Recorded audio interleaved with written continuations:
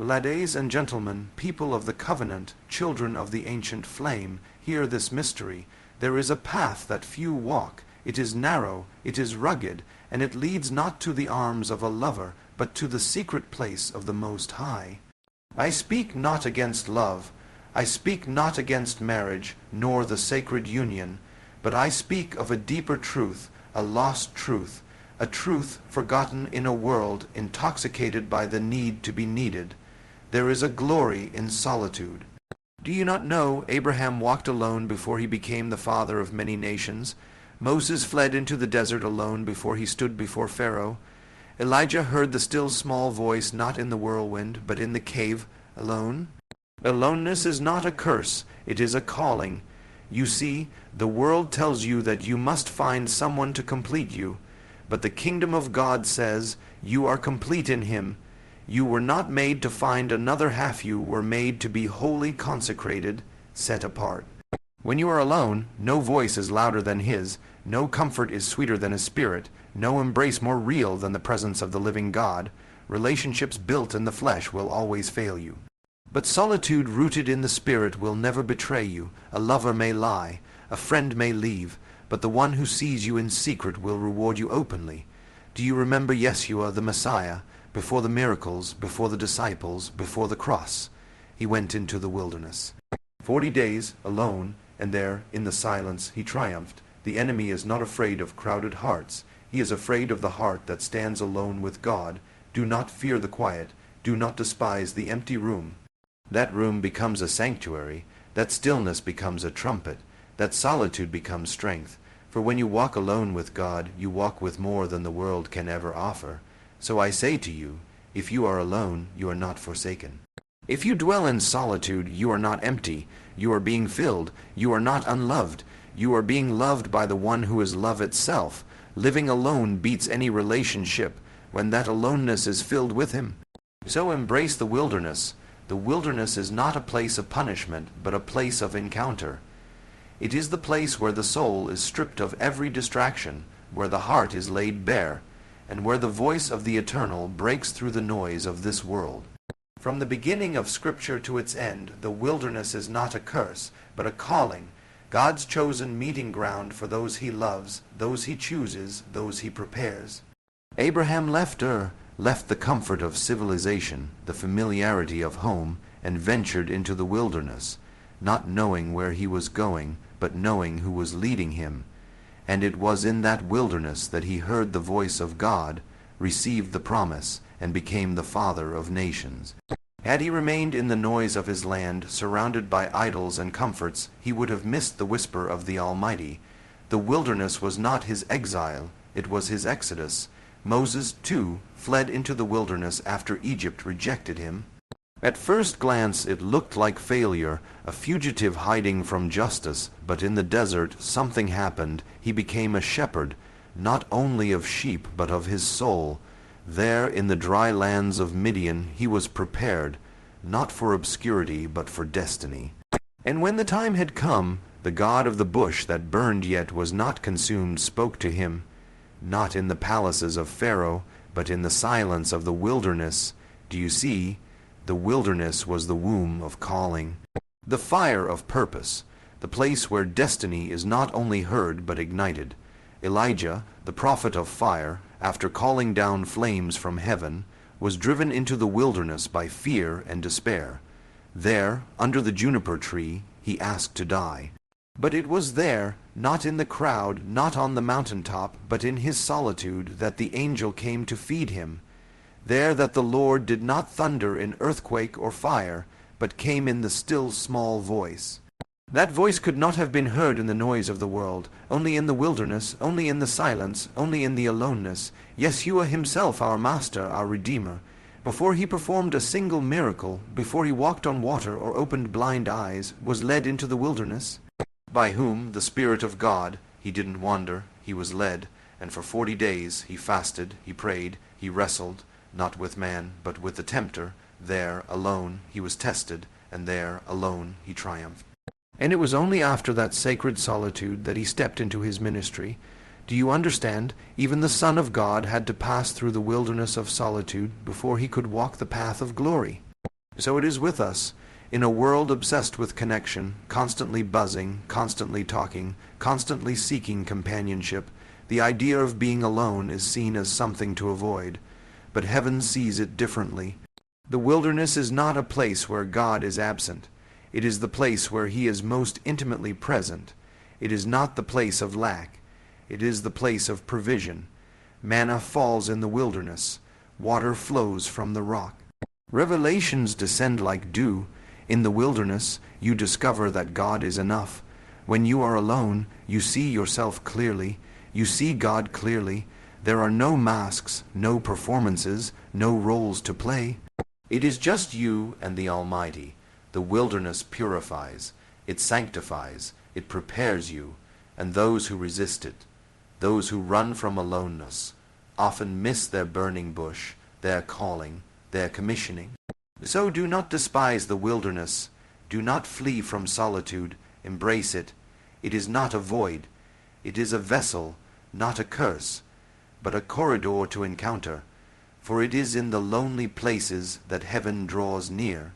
It is there the Eternal waits, not shouting, not demanding, but whispering in the stillness, calling you by name. To live alone is to step into the legacy of the prophets, to walk where the saints have walked, to hear what cannot be heard in the crowd. The wilderness is not your end, it is your beginning, and in that sacred aloneness you may just find what relationship can never give, the voice of the living God. Relationships built on the flesh will always fail you. They may begin with passion, with excitement, with promises whispered in the warmth of human emotion, but if they are rooted in the flesh, rooted in need, rooted in brokenness, rooted in fear, they will crumble like sand beneath the waves. Flesh cannot hold what only the Spirit can sustain, and this is the great deception of the age, that companionship alone is the answer to emptiness, that another human can fill the space that was made for the eternal. The world exalts relationships, romantic, social, physical, as if they are the highest purpose of human existence. We are told from our youth that without someone beside us we are lacking, that to be alone is to be less, that to be single is to be incomplete.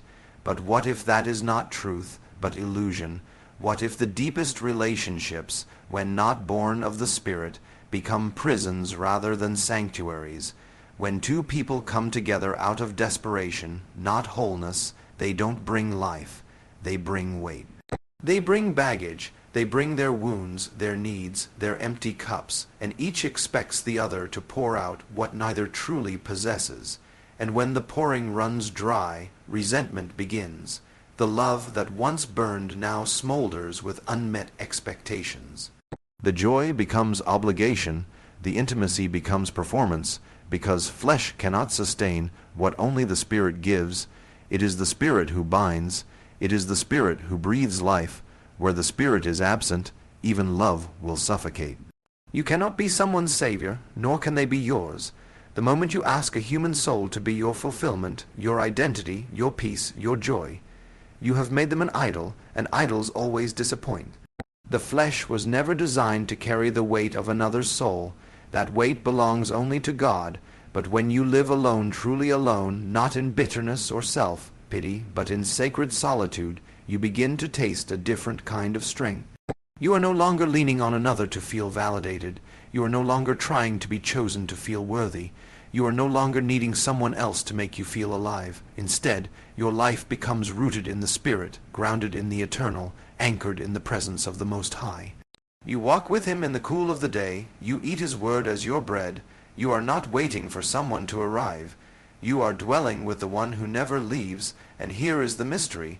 When you are whole in solitude, every relationship becomes a gift, not a necessity. You no longer enter love to complete you, but to overflow from you. You are not a half looking for a half. You are a wellspring, and if another joins you, it is not to save or fix, but to walk together in strength.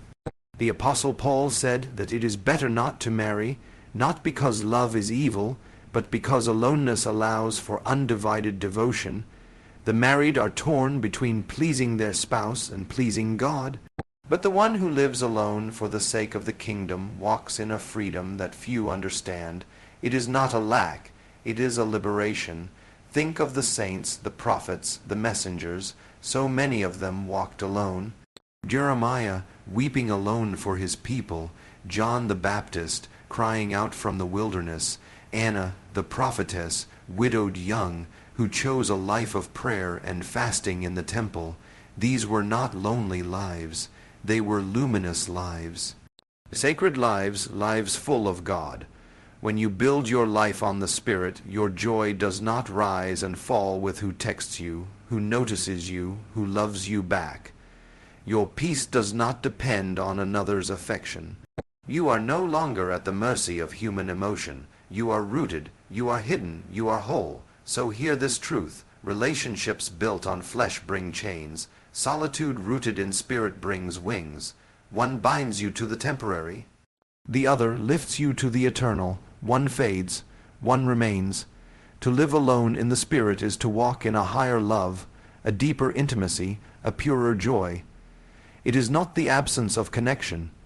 It is the presence of the divine. And when he is enough, nothing else has to be. Aloneness is not loneliness, it is sanctification. The world confuses the two, but they are not the same. Loneliness is the ache of absence, the hollow echo of longing. But aloneness, when embraced in the Spirit, becomes something sacred. It becomes the fire that refines, the silence that speaks, the stillness where the soul is set apart and made holy. Aloneness is not the absence of people, it is the presence of purpose. It is the garden where the self is stripped of noise and the soul begins to bloom, not in the presence of others, but in the presence of God. The Scriptures are filled with those who were set apart, not because they were unloved, but because they were chosen. To be sanctified is to be pulled from the crowd. It is to be set aside for a purpose greater than comfort or company. You do not consecrate what is common, you consecrate what is holy. And so, when God calls a person into aloneness, he is not rejecting them, he is claiming them. He is saying, "You are mine. You are not for the noise of the world. You are not for the distractions of the moment. You are for me." This is the mystery of sanctified aloneness, that the moments which feel like abandonment are often divine appointments. The seasons that feel like isolation are actually preparation. The quiet is not your punishment, it is your purification. God removes the voices so that you might finally hear His. He removes the mirrors of others so that you might see yourself through His eyes. It is in the solitary places that your identity is revealed, not by men, but by your Maker. Consider Yeshua, who often withdrew to lonely places to pray. Why, was he not the Son of God? Did he not already walk in perfect communion? And yet, even he sought solitude, not because he was weak, but because he was wise. He knew that power flows from presence, and presence flows from intimacy, and intimacy is born in the secret place, the quiet place, the sanctified solitude where the heart is undistracted and undivided. There is a depth to the soul that can only be reached when no one else is around, a strength that is forged not in the heat of crowds, but in the chill of solitude. The psalmist wrote, "Be still, and know that I am God." Stillness is the gateway to knowing. And knowing God is the root of all true identity, all true peace, all true joy. But stillness does not visit noisy rooms. It comes in the hush of aloneness. Do not mistake your aloneness for lack. It is not emptiness. It is sanctification. You are not being punished. You are being purified. You are not being left behind. You are being lifted up. Like gold refined in fire, like a prophet hidden in the wilderness, like a vessel being prepared for holy use. Your aloneness is the work of God. He is shaping you, teaching you, stripping away everything false so that what remains is unshakable. Loneliness cries, "I am not enough without someone beside me." But sanctified aloneness declares, "I have everything I need because He is with me." This is not pride, it is truth. The lie of the world says your worth is proven by who stays, who chooses you, who loves you. But heaven says your worth was sealed before anyone ever laid eyes on you. Before you were formed in the womb, He knew you. Before anyone called you theirs, He called you His. To walk in aloneness is to walk in the footsteps of the consecrated. It is to understand that you do not need the approval of the world when you carry the presence of the King. It is to walk through valleys others fear, not because you are strong, but because he is near. It is to rise in quiet strength, to be unshaken by rejection, unmoved by silence, because you are anchored in eternity. And so, if you find yourself alone, do not run, do not seek to fill the space too quickly. Let it become holy. Let it become the altar where you meet with God, where you hear his whisper, where you are transformed. Aloneness in the hands of God becomes the soil of sanctification, and what grows there will not fade with seasons or fall with time. It will last, it will endure, and it will shine. In the silence of solitude, the voice of God becomes clearer. The world is loud. It is filled with the noise of opinions, distractions, entertainment, and endless conversations. We are constantly bombarded by voices, external and internal, telling us who we should be, what we should want, what we must do to be loved, to be successful, to be enough. And in the middle of this constant clamor, it becomes nearly impossible to hear the one voice that truly matters, the voice of the Creator. But when you step away from the noise, when you embrace the stillness of solitude, something changes. It's not that God suddenly starts speaking, it's that you begin listening. His voice was always there, like a soft wind moving across the water, like a whisper that doesn't fight to be heard. He does not compete with chaos. He waits for silence, and silence, true silence, is only found in the place of solitude. When you are alone, not lonely, not desperate, but truly alone in spirit, you begin to perceive things differently. Your mind slows, your heart quiets, the distractions that once consumed your attention fall away, and your soul begins to wake up. You notice the subtle movements of the Spirit. You begin to sense the leading, the prompting, the stirring of God deep within you. You remember what you had forgotten, that you were created not for noise, but for communion. Elijah, after his greatest spiritual victory, fled into the wilderness. There he was afraid, exhausted, ready to give up. But God called him to Mount Horeb, and there the prophet waited for the voice of the Lord. A great wind tore through the mountains, but God was not in the wind. Then an earthquake, but God was not in the quake. Then fire, but God was not in the fire. Finally, a still small voice, a whisper. That's where God was, not in the dramatic, not in the explosive, but in the quiet, in the stillness. Elijah had to be alone to hear it. The voice of God is often drowned by the presence of too many people, too many distractions, too many entanglements. Even well-meaning relationships can become noise if they are not centered in the Spirit. Constant chatter, constant validation, seeking, constant digital noise, it all creates static in the soul, and static keeps us from hearing the frequency of heaven. That's why Jesus withdrew to lonely places, not because he needed escape, but because he craved alignment. He knew that clarity only comes in quiet. Vision is born in solitude. Direction is found in silence. When you are constantly surrounded by others, you begin to lose your spiritual sensitivity. You begin to echo the voices around you rather than the voice within you. But when you are alone, you are forced to face yourself, and in that moment you are also open to face God. It is there that the clutter falls away and clarity comes.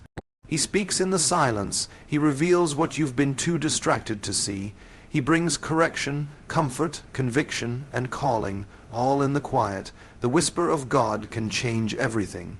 It can birth a vision, confirm a decision, convict you of sin, release forgiveness, or speak destiny into being. But you will not hear it if you never make room for it. The whisper doesn't shout over the crowd. It waits in the stillness, and to hear it, you must go where the crowd won't, into solitude. There is a price to be paid for clarity. You must turn down the volume of the world to tune in to the voice of God. And that often means choosing to walk alone, choosing to step away from certain relationships, certain conversations, certain environments, It means becoming okay with being set apart, not for isolation's sake, but for intimacy's sake. Not to withdraw from life, but to be filled with true life. In solitude, God speaks not just to your ears, but to your spirit. He realigns your heart, renews your mind, and reawakens your purpose. He speaks through His Word, through His Spirit, and sometimes through nothing more than His presence. And when you come out of that solitude, you come out different. You carry something the noise could never give: clarity, conviction, and the quiet power of having heard from God. So don't fear the silence. Don't resist the alone moments. They are not empty. They are pregnant with revelation. In the stillness of solitude, the voice of God is no longer distant. It becomes unmistakably clear. When you live alone, you learn to walk with God in a deeper, more personal way. There is something sacred about walking through life without leaning on another human soul to carry your burdens or fill your silence. It is not the path most choose, and certainly not the one the world applauds. But it is the path where divine intimacy is forged, not through noise or constant companionship, but through quiet, faithful footsteps taken beside the invisible one. When the voices fade and the crowds thin, when no one else sees your prayers or your tears, it is then that you begin to walk with God as Enoch did, not as a concept, not as a religion, but as a daily, breath-by-breath reality. There is a holy strength that forms in those who walk alone with Him, a quiet authority, a depth. The world cannot give it, and relationships often distract from it. You learn not just to believe in God, but to depend on Him. In relationships, it's easy to replace the comforter with a comforter of flesh, to replace the guide with someone else's opinions, to seek counsel in man before seeking the voice of heaven. But when you walk alone, He becomes your first and only place of refuge.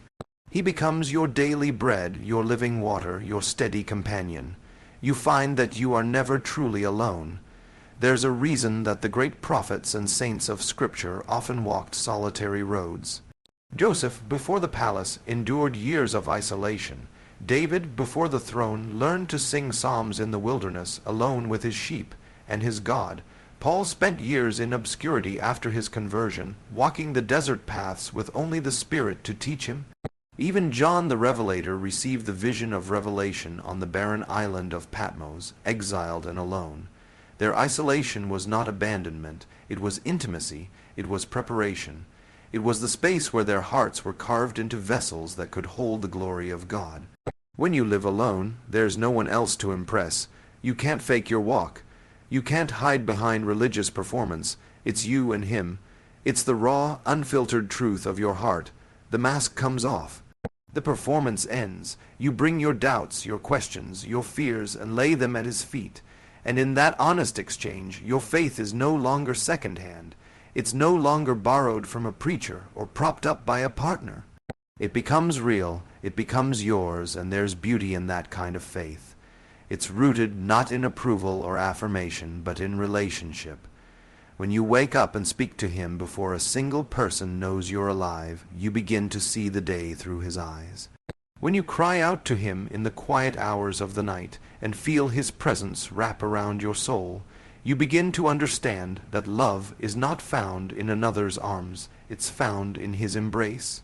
When you walk through pain, through disappointment, through seasons of waiting and wondering, and still choose to walk beside Him, you are being shaped into something rare. You are becoming a friend of God.